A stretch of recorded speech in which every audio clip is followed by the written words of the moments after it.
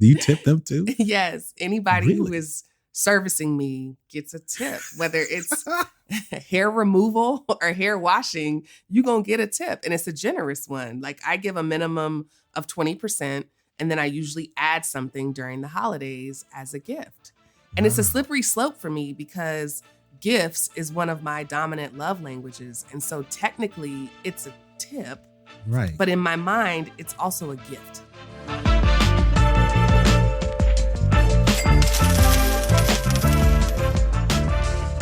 Welcome to the Rich and Regular podcast presented by Success, where we explore life at the intersection of money. I'm Julian. And I'm Kirsten. And today we're talking about tipping. Tipping. Yes. Gratuities. Gratuity. Yes. So this topic, this conversation was inspired by a couple of things. First, we've been seeing so many articles about tipping culture being out of control and how technology and the pandemic has kind of brought all of this to the forefront. So in previous years, we've spoken about this, and it was mostly about like people not knowing when to tip and how much to tip.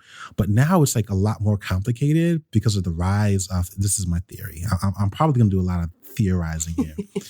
But I think part of it is because of the rise of fast casual restaurants. And you can attest to this. I've called this out for years. I was like, this is going to change things. People are like going to forget like how service experiences work. And because I think so many people are accustomed to tipping based on the service experience, it's going to change the way people sort of evaluate or even think that it's necessary. Because it's no longer private. Like with the rise of casual restaurants came the rise of mobile payment technology. Correct. It's and like so the now spotlight. You can see it. They turn that thing around and it's like and they try to be vague, like it's going to ask you a question. And it's like, it's asking me if I want to tip you. If I want to tip you for, it's so weird. But like, again, like this is how, anyway, we can like talk about just the technology and how that has changed things. But I think a lot of it has to do with like the change in service experiences.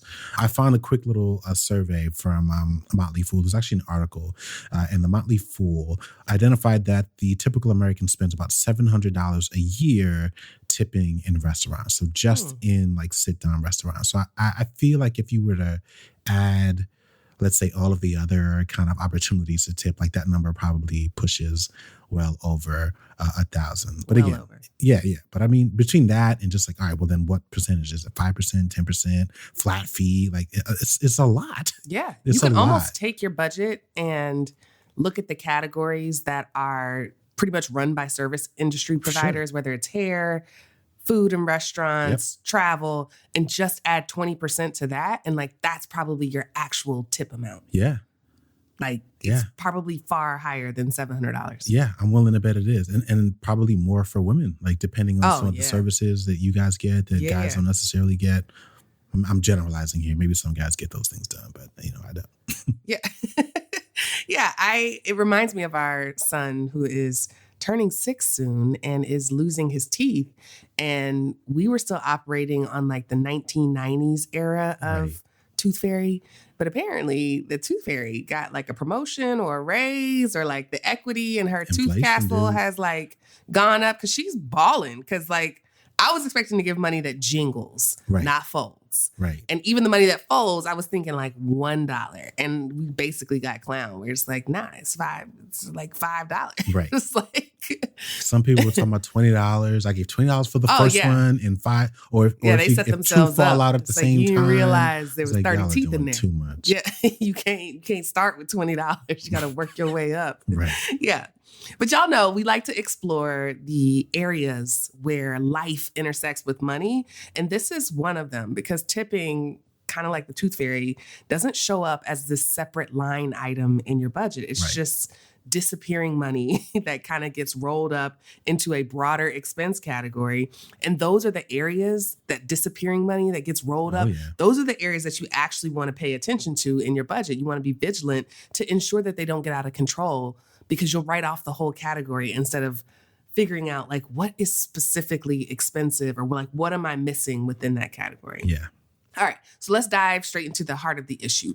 What is tipping for? There are actually a few schools of thoughts on this. some people say tipping is about acknowledging the price paid for food and certain services, doesn't include the cost of labor. And so we all just socially kind of agree to leave a tip as a form of compensation. Yeah. And then there are other schools of thought that say tipping is primarily a reward or an incentive for good service. It's like something extra. Now, I'm not going to spend too much time on it, but the origins of tipping actually date back to the medieval times. And I do actually want to spend a little time dispelling a myth, which is that the word tip is actually an acronym for to ensure promptness, TIP, or to ensure prompt service, which is TIPS. Yeah. Both of those are just not true. I feel like that's actually still up in the air though. Cause like I found one article that said like, yeah, that's bogus. And the other one was like, no, that's exactly what it is. And I was like, well, that's what people believe, but I don't know. Yeah, I mean, it's an old wives' tale. And to your point, if you've never heard the origin of the word tip as an acronym, the story or the takeaway from that story that it's to ensure promptness or prompt service has definitely shaped a lot of people's beliefs over the years. And I feel like that's become the default understanding of tipping and gratuity in general. Yes. Do you subscribe? Like, which one what camp do you fall into? So what's interesting is I have worked in the hospitality industry for over 20 years. And I kind of have a weird, like I have a completely different perspective on it, right? So I used to also, I waited tables for a couple of years. And I think I kind of have a belief where it's like a little bit of a combination of both. So like there's this general understanding that like the food, for example, that you're eating at a restaurant does not include the price of labor. Like that's part of it. And there's also like the understanding that the overall experience of going to a restaurant like also is reliant on a good service experience, or like that's a core part of it. So you tip a kind of base amount and then like there's an additional amount based on the degree of service, right? So it kind of starts at 15 and then if it's pretty good, 18. If it's exceptional, it's 20. If it's like over the top, you can go above that. Now, again, I'm different because I also used to cook professionally. And so like there's like a chef code. So if I go to a restaurant back when I was a working chef, and especially if I know the chef and that chef takes care of me, like I don't get a bill at all. Mm-hmm. So my job is really just to like drop 100 or drop, some amount that like seems like, wow, it covered the cost of the bill. So it's almost like based on how much you consumed, which also isn't fair because sometimes the chef, like I've gone to restaurants and the chef just says, don't even give them a menu. We're just going to do like a tasting. And I was like, well, then I would be tipping like $300 for this particular meal. So it's a weird thing. But anyway, like now that, going back to what I was saying before, now that restaurant experiences have evolved so much over the last 10 years, I can see why tipping as a practice is so confusing now, because the rise of what they call quick service restaurants or like fast casual restaurants, which is like the Chipotle's and the Zoe's, like this idea that you order at a counter, there is no real service. You're going to get your own drink. You're going to clean up after yourself.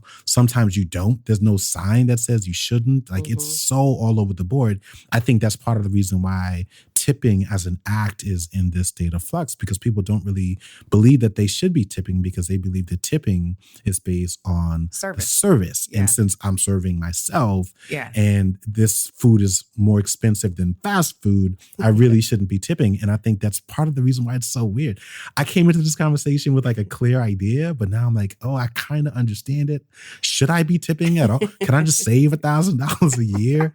Like, I don't know. I don't have to change my cell phone plan after all. I know, just stop right? tipping. Right. Yeah. It's definitely touch and go these days because we definitely tip in full service restaurants, but it's not every time in a quick service restaurant to the extent where like we tip based on the experience. So if I'm just getting a bottle of water and a muffin in an airport Starbucks, where I literally see it in the glass case, like there was no service, nothing was made. Like I'm not going to tip you to ring me up. I could have reached in and got it myself if I was allowed behind the counter. Well, sometimes you do at the airport. You get your own water. They give you the muffin. Yeah. It's like, so I'm going to tip you for giving me the muffin? Yeah, which is the confusing part about the tipping, because even in restaurants, it's not like the person who brings you your food is the person who made it. No. So you're tipping them for like walking it from the kitchen to the table. I could just go get it myself. That sounds so mean, but like I hear what you're saying. No, yeah. And I'm not diminishing service workers. I'm just, because obviously that's where we come from. But Right. I'm just saying, like, where does the tip go? Like, Right. what?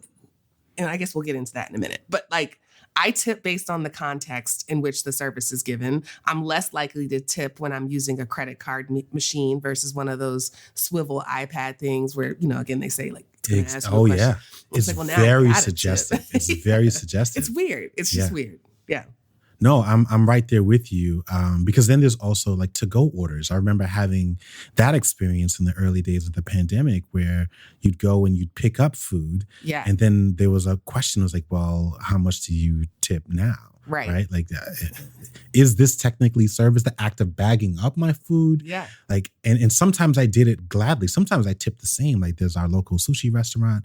I feel like we've got a relationship with them. Yeah. She actually served us. Like there was a part of the experience. She would sit down. She would even offer you a drink while you wait if it wasn't ready. I was like, oh, well, this is great. But then there are other times it was like, yeah, no, I mean, if it's just sitting on the counter and it's cold, I'm paying the bartender. I don't even interact with humans. They have like these carts set up where you just go and look for the thing with your last name on it. Right, it's like, I'm not even interacting with somebody. In the case of Chipotle, like why am I tipping for someone, to your point, just to put it in a bag and stick it on a cubby and then I gotta go get it? It's a very weird. I'd rather just pay $2 extra. Like, correct. Instead of having to go the extra step of tipping. Right. All right. The good news is there are some guides out there. And the one that I'm about to reference is from AARP, which are your people. And here's what they have to say. So if you're at a full service or sit down meal, 15 to 20% of the pre-tax bill is suggested. If it's a buffet or a counter service, like you mentioned, they offer 10% as a reasonable amount. I don't know, that the pre-tax thing is something that seems like I don't want to hate on boomers if they're out there listening. I feel like that's something that's all, I haven't even thought about that layer, but that's like who's tipping maybe, I don't know. I wish this was like a live show because I feel like I would like take some callers. I'm like what percentage of people are tipping based on the pre-tax amount? Yeah. But this is AARP. Maybe they know their audience. They're talking to their people. I don't know. This is so confusing. I don't know that I agree with that. Total bill. It's total bill. But I don't know. That's a tax on top. It's like double taxing. It is. Yeah. Wow. Okay, so for valet, $2 to $5. Again, for bringing your car. Does it depend on the kind of car you? If this is like a hoopty. $2 to $5. Hairstylist or barber, 15 to 20%, which is what I tip. I tip 20% for my hairstylist. And then after that, it starts getting iffy because I'm about to list some roles or some jobs where I know some of the listeners are going to be like, you supposed to tip them too? So like maid or a housekeeper in a hotel, it really depends on how long you stay, but no more than $20. If it's a house cleaner, it's optional. Like somebody who comes to clean your home, your personal home, it's optional, but during holiday times, it's customary. I think I'm a little, $20 to a housekeeper. Like, wow. Like that meant for the whole stay. For the stay. For the whole stay. Not per day. You know why? Yeah. I'm weird about that because we typically just turn down service. Like on we typically do not do daily. Yeah, it's like, no thanks. Just hang it on and like, hang the little thing on the door and like, we're good. Yeah. So electricians and plumbers, $20 is the minimum. I do not tip my plumber or electrician. In-home healthcare worker, $20. Road service provider like AAA, $10 to $20. I definitely tip the good sis who changed my tire a couple months ago. Yes. Movers, $20 per person, which is low based on how I've tipped movers in the past. Postal carriers, $20, or again, a holiday thank you. Cable satellite installer, $20 per visit. I ain't never tipped the cable guy. Like, it's never even crossed my mind because you haven't moved in a while. And now typically they just mail you the box. And you can set it up yourself. Right. You Same as a postal carrier. Like, I feel like that might be a regional thing. No, I have tipped postal carriers. Like when I was doing my eBay hustle and like it was the same person that was coming to get my boxes returned, but it was a holiday gift. So I did not tip every day. Right. But like during the holidays, I put, So you'd have to wait to see them come and then give them? No, I just left it in the mailbox. Ah, wow. Yeah. Wow. I want to go back because you said the electrician or plumber, but this is making me think of like my HVAC guy. Like I must have like this. To me, that's like all in the same category of service workers. And like, I'm still reacting to the ridiculous quote that we got. I want to say it was like for almost $3,000 for some work a couple of months ago. We got a second quote and got that for like, I think it was like 1,200. But like the idea that I would have to also tip that guy on top of that, like never crossed my mind. Again, similarly with housekeepers, we typically turn down that service. So I think if we were to tip, it would be because we asked for something unique or special, or can we get some extra? Like if we were with our son and we asked for a rollaway bed or something like that, I can get it. I do understand, while I've never used it, an at-home healthcare worker, like for sure. Like I can only imagine like how hard that work is and the type of things that they do and the kind of intimacy that you build with that kind of person. So those numbers sound fair to me, but like, I don't know about the service provider stuff. Like to me, like, again, this is part of what makes tipping and gratuity so weird. It's like, well, what is the purpose of a tip? Yes. Right? If it's based on service. I don't think we socially agree on that anymore. I don't know. That's what I'm saying. I think it's in the process of being redefined. Yeah. And it would not surprise me if 5 years from now, there's probably going to be a book on it. There probably already is a book about it. So I'm curious though. Like, so you tip your hair, what do you call it? Your hair doer? Stylist. Call it a barber. I don't know what you women call it. What about like your eyebrows and you get the other stuff done? Yeah. Yeah. Anybody who is, I don't know. It's a little personal. I'm sorry. Good grief. Do you tip them too? Yes. Anybody who is servicing me gets a tip. Whether it's hair removal or hair washing, you're going to get a tip. And it's a generous one. Like I give a minimum of 20%. And then I usually add something during the holidays as a gift. And it's a slippery slope for me because gifts is one of my dominant love languages. And so technically it's a tip. Right. But in my mind, it's also a gift. Like, right. I don't think of it that way. So like I gave our son's teacher $25 the other day for her birthday. I was thinking about I wouldn't call that a tip, but we're also not like friends. Right. She's providing a service that I value. And so like, I don't know that it's a gift either. Well, it's gift seems like a strong word, but it is. But it is very clearly, I'm not going to say solicited, but like suggested, right? There's like here's what I remember. It was the first time I saw that. Here's what she likes. Yeah. Here's what this person likes. So if you're thinking of getting them something, and I appreciate that because it makes it a little bit more convenient, so you're not guessing. To your point, it is very much suggested because although she's not a friend, I knew her birthday was coming up because the room mom sent a note saying, oh, by the way, it's her birthday. But that's not considered a tip. That's not a tip, but it is. I wish this was a radio show because I would 100% like jump on the lines right now and see, what do you think? How much do you tip? And is that a tip? Are you tipping teachers? We should do like a Twitter poll and see whether or not like that's considered a tip. It would rub people the wrong way because it's not considered tipping in that context, which is why this conversation always gets messy because the school of thought that feels like tipping is the cost of the service. Like it is an additional cost that allows workers to serve you your food and have a living wage. Like that's your responsibility as a patron is to chip in on their lifestyle. Yeah. And then there's this other part where it's like, well, that should be included in the cost of the product. I'm not paying the egg guy separately because he delivered the eggs that went into my pancake. Why should I pay for the labor separately? It has nothing to do with the people who are receiving the money because otherwise we just call it a gift. But it's the idea that this tipping culture is something extra that we have to do versus just baking it in. Yeah, it feels like a lot of us are walking around making arbitrary calculations and decisions about how much money we're going to give. At the top of this episode, we made a slight reference to the role that technology plays in this. I want to spend a little bit of time talking about that because it's definitely something else that I've noticed. You mentioned it, like if you're paying via credit card and using, I guess, we'll just call it a straightforward payment device, you're less likely to tip using cash there. But I now know, if you think about it, there are these service providers like Square and PayPal that come with those iPad-looking devices in the swivel. Or if you think about one of the restaurants that we go to that has the like little device where you can play games and you can order and reorder food, but then you can also pay there.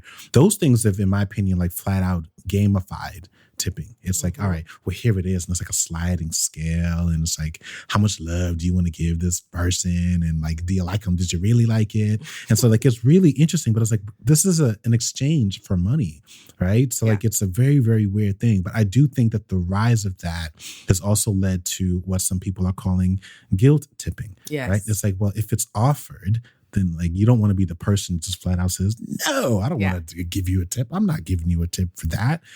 But so I think that this interesting interface has kind of added to it. It really makes me think of Starbucks in particular, who's not as bad because I've not been to a Starbucks that has the actual swivel thing.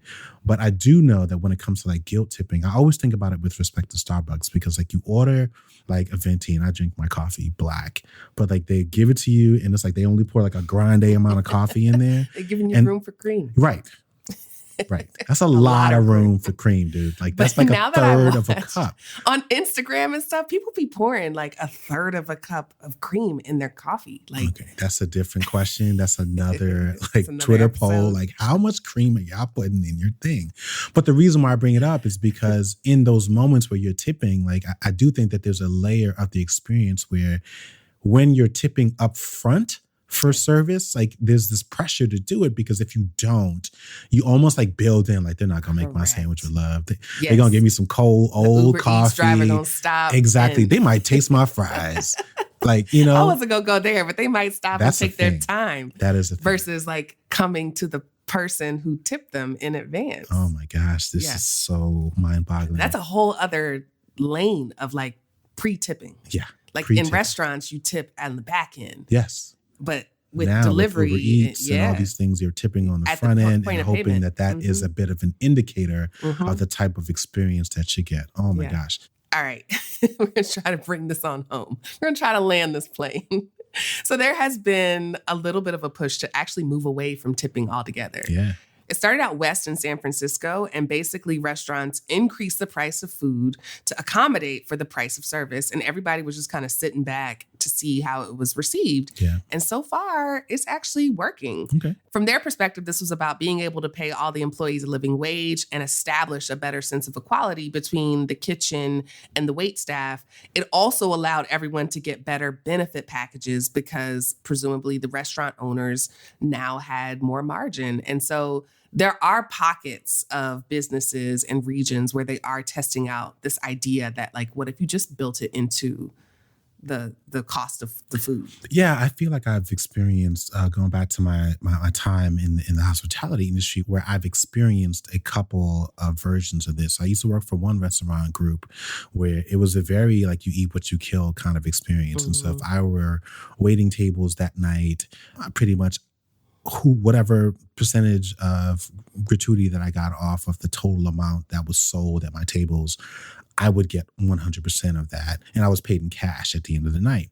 I worked for another group where they did not do that, presumably because I think that it led to like this weird dynamic. And what they really wanted to do was foster a sense of teamwork.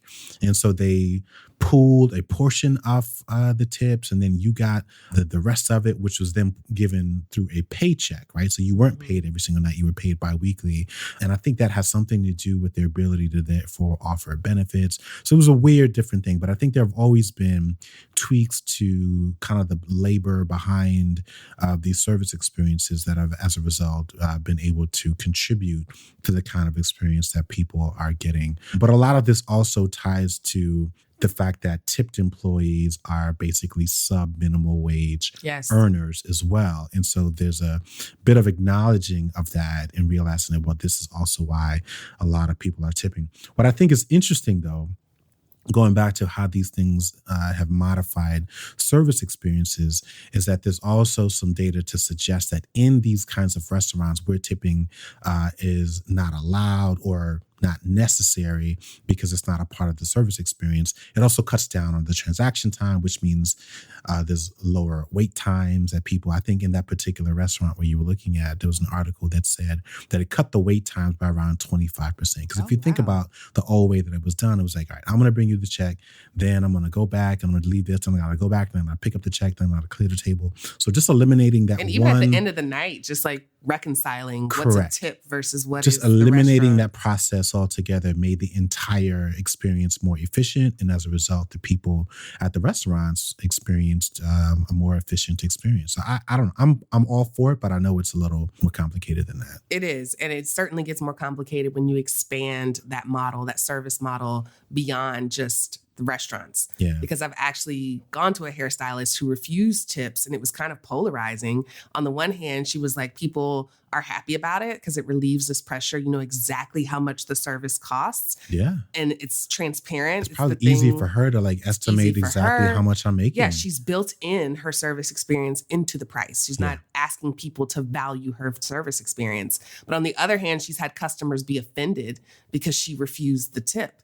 And so there's a whole lot at play here. I actually think we might see tip culture change in our lifetime. Congress has been pushing for raising of the minimum wage, and a part of that includes provisions that would eliminate that sub-minimum wage component for tipped employees, which is nice. Now, the bad news is that the restaurant lobby doesn't want it because margins are already super slim for owners. Yeah. And they're basically calling restaurants like the one that you named in San Francisco an outlier and saying at large, it would do more harm than good because it would raise prices on consumers and take profit from owners. So a lose-lose. And because of that, it would create job losses. Exactly. Yeah. According to the National Restaurant Association and a nonpartisan Congressional Budget Office report, y'all saw the slant, nonpartisan. I don't have a dog in this fight, but according to them, a $15 federal minimum wage hike could trigger as much as 2.7 million job losses for 700,000 workers out of the labor force and reduce employment opportunities for the young and less educated. Yeah. That's a direct quote. Like, apparently it's super complicated.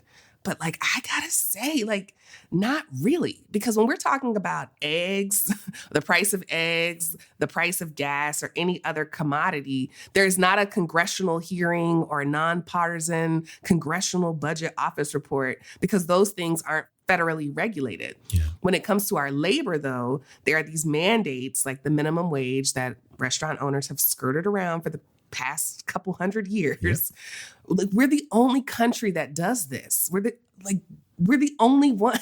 Yeah. We're so stubborn about this. Every other country, you can make a living wage. It's a respectable job, just like any other job.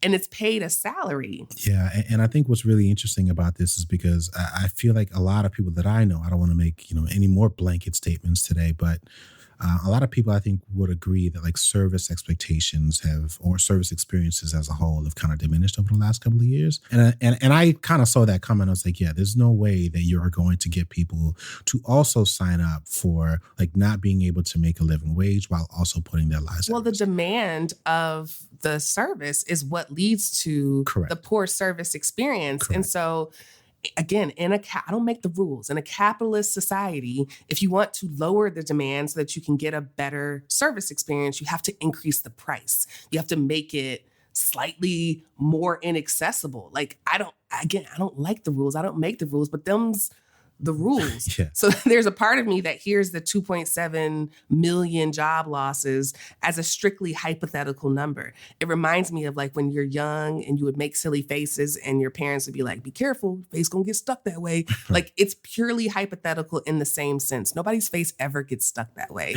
And there's no proof that we would literally lose 2.7 million jobs because we increase the price of the service that people are providing. What I also say is that it's not like the system as it exists today is working for everyone, right? Correct. Like, it's very clear that it's not. And so like you could argue that without question is a reason to at least do a trial run. Like, there needs to be some kind of trial run. It needs to expand beyond just a couple of restaurants, a pilot.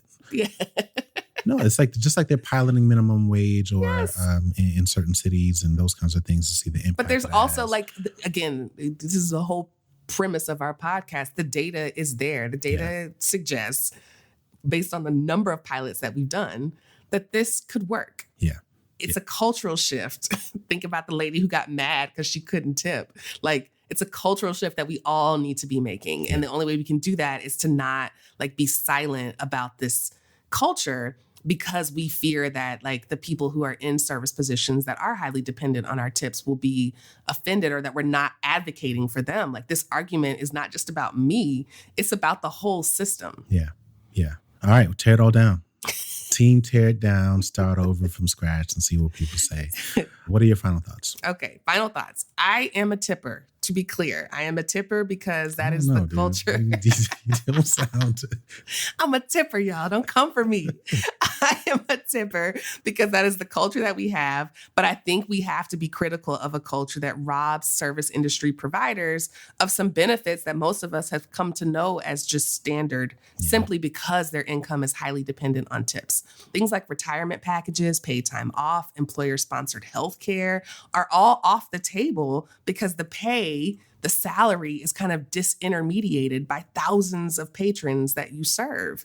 Even something as common as living paycheck to paycheck. That's a phrase we use all the time. Well, that's not their reality. For them, it's living shift to shift. And the pressure from that can be really difficult. So I will continue to tip and I will continue to advocate for change. But for those who are currently in service industry positions or just in fluctuating income positions, I do have a book recommendation.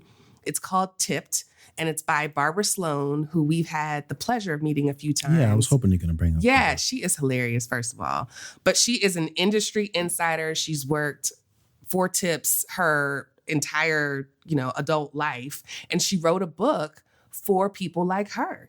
She walks you through budgeting and investing while having a fluctuating income, and even shares some creative ways to build an emergency fund. So I highly recommend, if it's you, or even if you just know somebody, a cousin, get it for them. A little brother, a child, if you know somebody who's working in the service industry and is kind of using that as their reason to not make aggressive financial goals or have aggressive financial habits, this is a good book to start because it's written from an insider. Yeah, I love that. I love that. My final thoughts, I spent a little bit of time in this episode talking about it, but I do think, and I won't expound on it, but obviously we are going through a cultural shift, hopefully a social shift that I think is changing the way that we all view tipping, whether it's a component of service, whether it's out of acknowledgement for the fact that these are sub-minimum wage earners, like all of those things aside, I think one thing that we have to be mindful of is that tipping is a way of providing feedback. Yeah. It's a way of conveying your appreciation, and not just for the person, but also for that business and the quality of the experience that they are providing you. And I think that that's something that needs to be called out. I think a lot of times we communicate with restaurants and services by simply never showing up. And I just want to recognize that tips also play a role in that. So continue to do that, because I think that helps service workers know whether or not they're doing a good job. You don't have to be a jerk about it, but you can also say, hey, this is why, this is what I would like to appreciate. And it doesn't mean that you never have to go back. But I do think to some extent, we've got to do our part to get over the awkward parts of this experience for the greater good. Everybody wants to be able to earn a living wage. Everyone wants to be able to go to their favorite restaurants, but, avoid awkward circumstances. And so, I don't know where that leaves us, but I do think the idea of people kind of tipping 15 or 20%, regardless of the kinds of experience that they've had, I think at the end of the day does a little bit more harm than good, because there's no incentive for people to actually improve the experience. And so we've offered some guidelines. We've, I guess, shared a little bit of insight into what we do. I'm all for just starting over, because this is a lot to keep up with. I'm team flat fee, or just bake it into the price so that I've got fewer calculations and awkward exchanges to deal with in my life. I got enough of that on my own. All right. Well, thank you for listening to another episode of the Rich and Regular podcast presented by Success. What if I told you that listening to this podcast without leaving a review is the equivalent of eating at a restaurant and not leaving a tip? Is that really how you want to be known out here? Podcast dashing. Listening dash. I ain't trying to guilt tip you, but if you are so moved, you can head on over to the Apple ratings and review page and just leave us a little 5-star, little 15, 20% little tip action. And we will see y'all next week.